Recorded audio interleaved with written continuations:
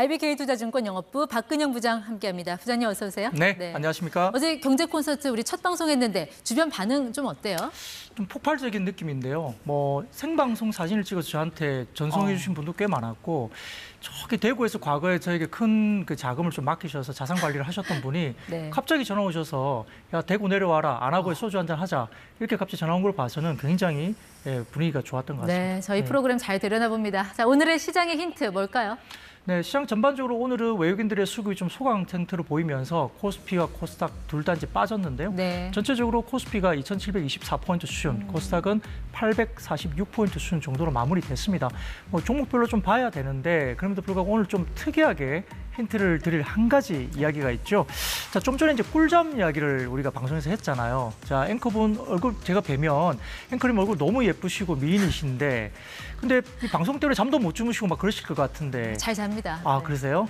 어쨌든 미인은 이제 잠꾸러기 그런 말이 있지 않습니까? 근데 이제는 그것보다는 관리의 중요성이 좀 더 부각되는 그런 시기로 볼 수도 있겠습니다. 오늘은 화장품과 미용기기 관련된 이야기를 좀 드리겠습니다. 네, 사실 화장품 하면은 주로 예전엔 프랑스 제품 그리고 아시아라고 해도 일본의 SK2나 네. 시쉐이도. 근데 언제부터 우리가 이렇게 화장품 강국이 됐을까? 앞으로도 이렇게 긍정적으로 봐도 돼요, K뷰티? 네, 그렇습니다. 과거에는 역시 이제 고가 제품 라인들에 대한 이야기가 있었지만 특히 중국 시장에 집중도가 높았는데요. 최근 들어서는 지금 비중국 시장으로 작년 같은 경우 61%, 올해는 66%까지 비중국 향이 늘고 있고요. 네. 미국이나 북미 쪽이 스킨케어 기초 라인을 그리 많이 안 썼습니다. 한 30% 정도 수준이었는데 네. 최근에 그게 급격하게 올라오면서 국내 스킨케어 중심의 인디 브랜드가 급성장하고 있습니다. 과거에는 중국에서 참 많이 팔렸는데 요즘은 어디로 많이 나가요? 네, 아까 말씀드렸던 것처럼 비중국향으로 나가면서 특히 북미 시장이 중요한 시장이 되고 있고요. 네. 의외로 굉장히 좀 핫한 시장이었던 일본 시장도 자국의 로컬 브랜드가 굉장히 강력한 브랜드들이 있음에도 불구하고 일본 시장도 좀 성장을 하고 있다는 것이 글로벌 트렌드로 볼 수 있겠습니다. 네, 간밤에 미국 시장은 참 분위기 좋았는데 오늘 우리는 다 하락했단 말이죠. 시장에 특별한 변수가 있었을까요? 네, 전반적으로 필라델피아 반도체 지수도 상당히 좋았습니다만 금일 같은 경우 국내 같은 게 좀 쉬었습니다. 네. 두 가지 정도인데요. 첫 번째로는 금리 인하에 대한 신중론이 좀 제기가 되면서 오늘 조금 부담감이 있었고요. 예. 두 번째로는 6월에 공매도 관련된 재개 가능성에 대한 언급이 있었기 때문에 대형주 중심의 수급이 좀 좋지 못하면서 일부 대형주 중심으로 하락세가 나타났다. 네. 이렇게 설명드리겠습니다. 금리 인하에 대한 신중론 말씀하셨는데 파월 의장 코로나 걸렸다면서요. 특별히 언급도 없었을 텐데 어디에 이렇게 시장이 반응했을까요?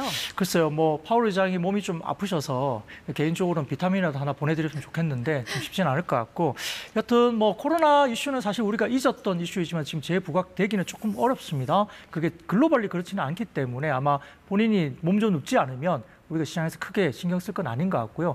다만 이제 금리에 대한 부분들이 이제 파월 의장이 어떻게 가느냐, FOMC를 끌고 가는 부분들 저희가 좀 봐야 되지 않을까 싶습니다. 네, 요즘 미국 경기 워낙 뜨겁고 또 원자재 가격도 급등하고 있어서 물가에 대한 부담도 있는데 금리 인하가 가능할까요? 하반기라도? 네, 시장은 지금 두려워하는 것이 이것입니다.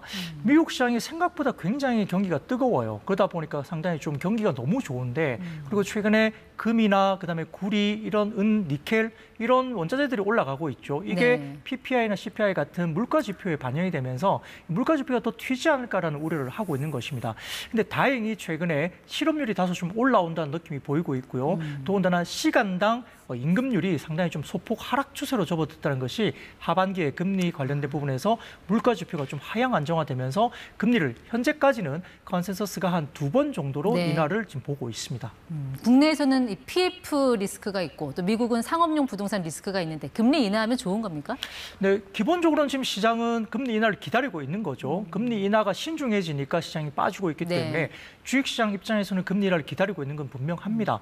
다만 이제 금리 인하를 왜 하느냐가 굉장히 중요한데 금리가 경기가 어느 정도 괜찮으면서 물가가 빠지고 금리가 인하되면 굉장히 좋은 베이스 케이스입니다. 베스트로 볼 수 있죠. 근데 경기가 너무 안 좋기 때문에 금리를 인하한다. 이것은 단기적으로는 환호할 수 있지만 중장기적으로는 주식시장이 굉장히 악재가 될 수 있다는 점도 주목을 해야 될 것 같습니다. 네, 여기까지 듣겠습니다. 박근영 부장의 더 인트 함께했습니다. 고맙습니다. 네, 감사합니다.